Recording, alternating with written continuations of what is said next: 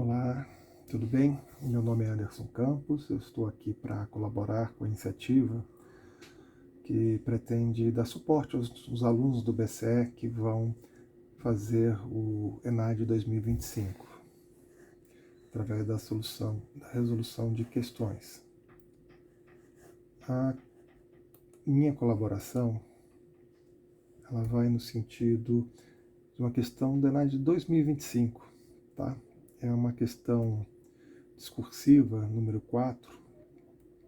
Se a gente verificar, o desempenho médio ele é relativamente baixo, mas não é um problema dos nossos alunos, né?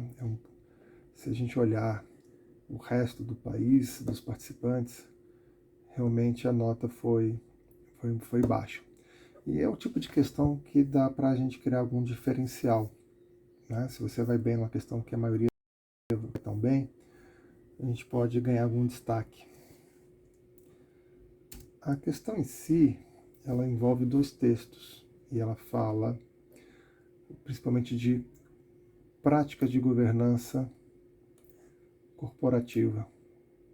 Então, fala obviamente em transparência, prestação de contas, equidade, responsabilidade corporativa, tanto para cumprimento de exigências regulatórias, né, mas isso ou pela percepção dos próximos administradores, que têm interesse em preservar o seu negócio, como investidores também, né, dos benefícios gerados pela aplicação de boas práticas de governança. A ideia é que as práticas estão associadas a um aumento de valor para a empresa, né, reduzindo o risco principalmente. Os acontecimentos contínuos sobre as empresas envolvidas em fraudes, a gente pode citar ou erros contábeis, não é desprezível, né? E isso afeta muito o mercado e as empresas, obviamente, os acionistas. Então, reforça aqui o debate sobre a importância de boas práticas. E ele cita 3 aqui. Uma estrutura eficaz de gerenciamento, ou seja, né, gerenciamento de risco, uma cultura de negócio baseada na ética e conduta e a necessidade de um ambiente efetivo de controles internos. Tá? São 3 itens aqui que foram assinalados. E traz uma tabela. Tá? Essa tabela está... Aí eu destaquei aqui em porcentagem. Esse destaque aqui é meu.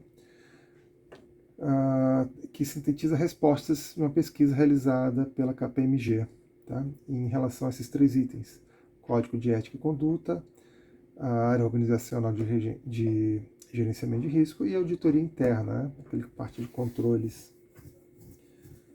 já da própria empresa contra as fraudes. Aqui em cima nós temos os segmentos da BMF Bovespa, né? Tradicional, N1, N2 e o novo mercado, e a porcentagem das empresas que têm esses mecanismos bem implementados. A gente destaca aqui que código de ética praticamente aqui todo mundo tem, né? De 2012 para 2013 foi uma prática realmente. No segmento tradicional, aparentemente caiu. Isso aqui também a gente não tem todas as informações, mas pode ser simplesmente porque alguma dessas empresas talvez tenha migrado para os segmentos de maior governança, tá? O tradicional é o que tem o menor nível de governança corporativa exigido pelo regulamento. A área organizacional de gerenciamento de riscos, a gente percebe que ela é baixo em todos os, né? Ou quando tem evolução, a evolução é muito pequena. E a questão de auditoria interna também é o segundo, né, mais baixo. Então a gente tem assim, o pior quesito de adesão das empresas a gerenciamento de risco, a auditoria interna e o código de conduta é o que está mais avançado. Tá? É o que a gente consegue depreender desses números. Tem um segundo texto que vem comentar uma forma simples, pode ser entendida como um modelo de gestão de fraudes. Isso aqui seria a coisa mais rudimentar, né? Mas sim, no modelo no nível mais baixo, é isso que seria. Então, a gestão encontra forte respaldo na teoria econômica, sim, notadamente no ramo microeconômico, a aceitação da premissa de maximização, ou seja, os compradores buscam a maximização da utilidade. Ele não diz quem são esses compradores, mas nós podemos imaginar aqui que sejam os compradores das ações, os investidores, né? Enquanto que as firmas buscam a maximização do lucro. Reforça a noção de que os agentes econômicos são egoístas. Esse é um ponto-chave. E, portanto, buscam, sobretudo, o atendimento de seus próprios interesses. Essa é a fonte do conflito de agência nas corporações. Tá? Nós já vamos conversar um pouquinho mais sobre isso.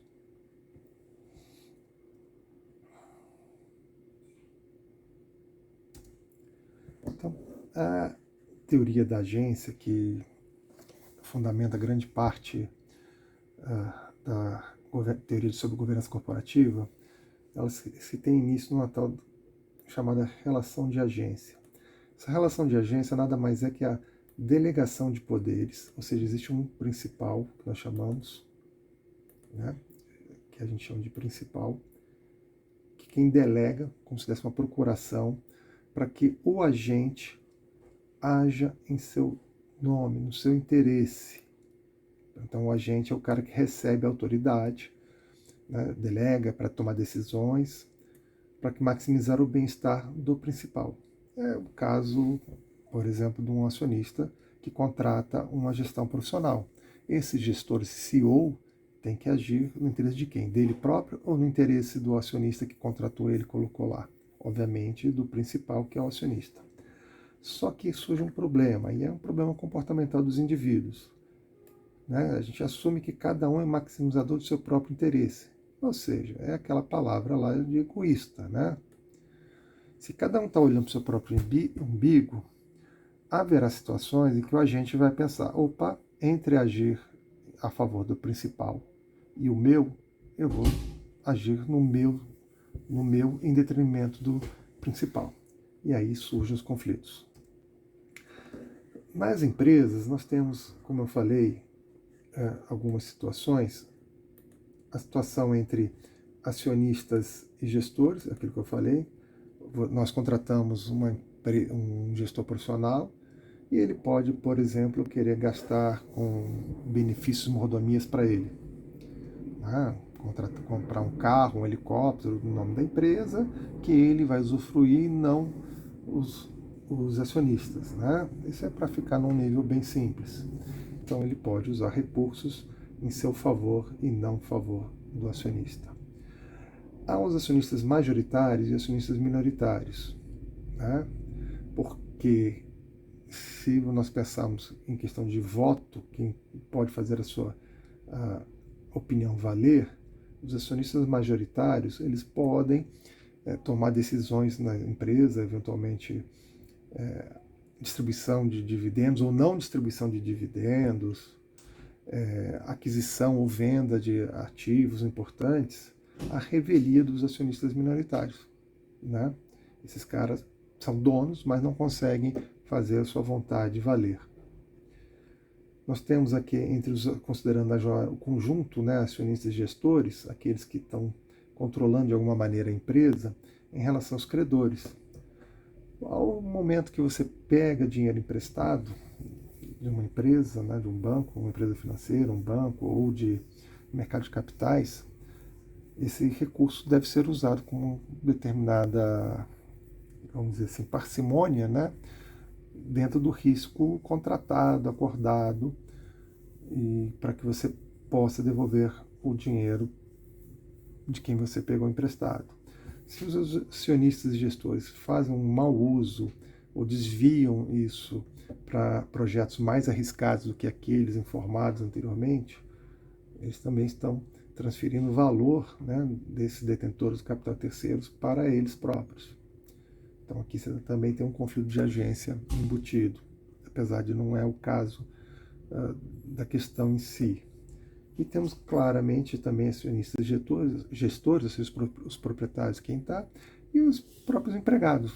Né? que podem fazer, eventualmente, mau uso de recursos da empresa que estão sob sua responsabilidade, né, dos seus os funcionários.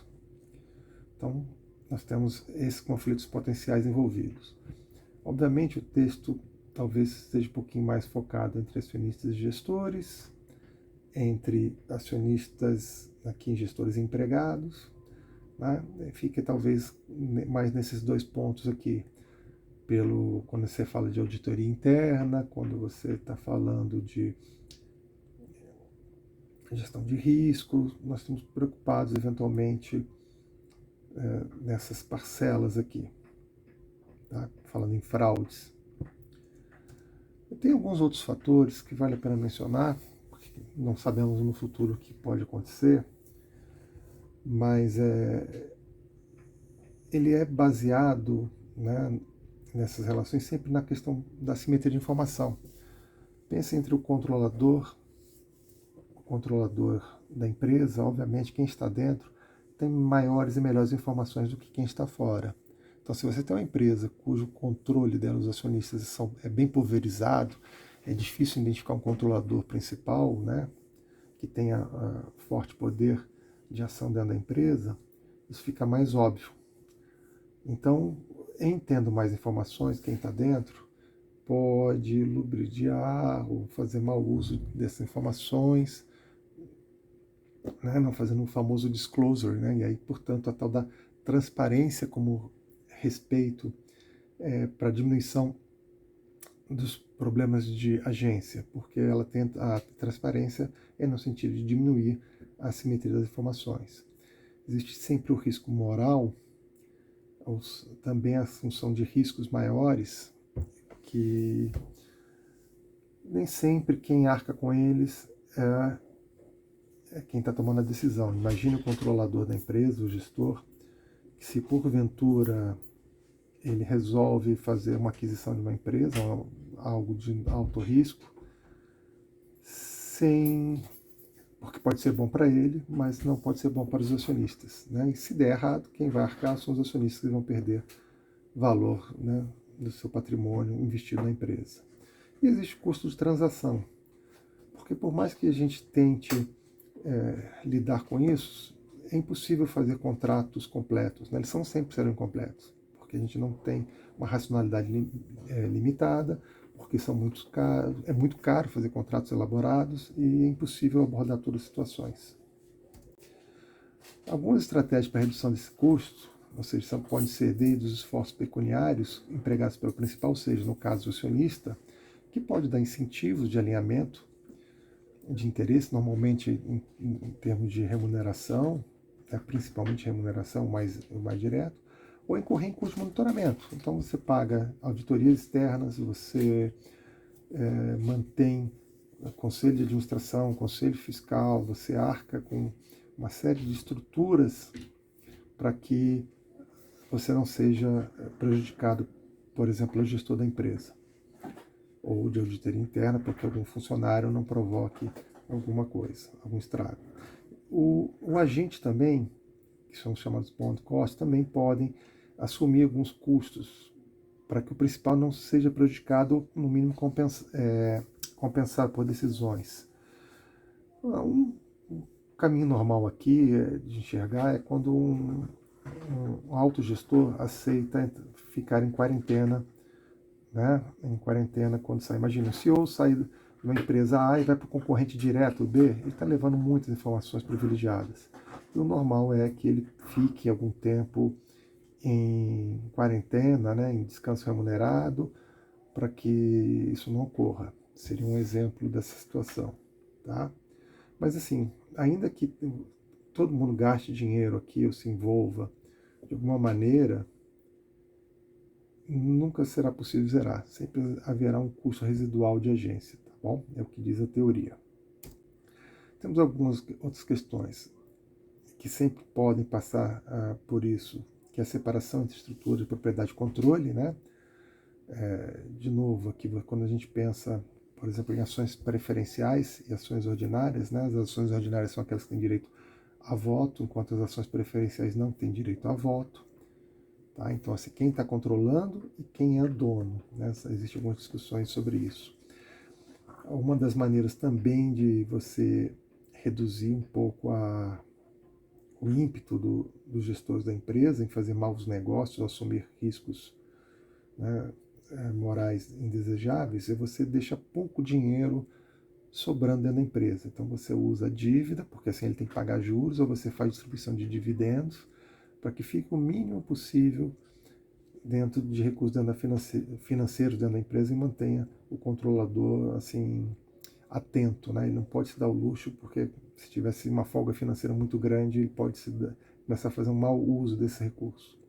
Além das estruturas, como eu já comentei, conselho de administração, auditorias internas e externas, né, transparência e accountability, ou seja, responsabilização das pessoas, pode ser por relatórios além daqueles exigidos por lei.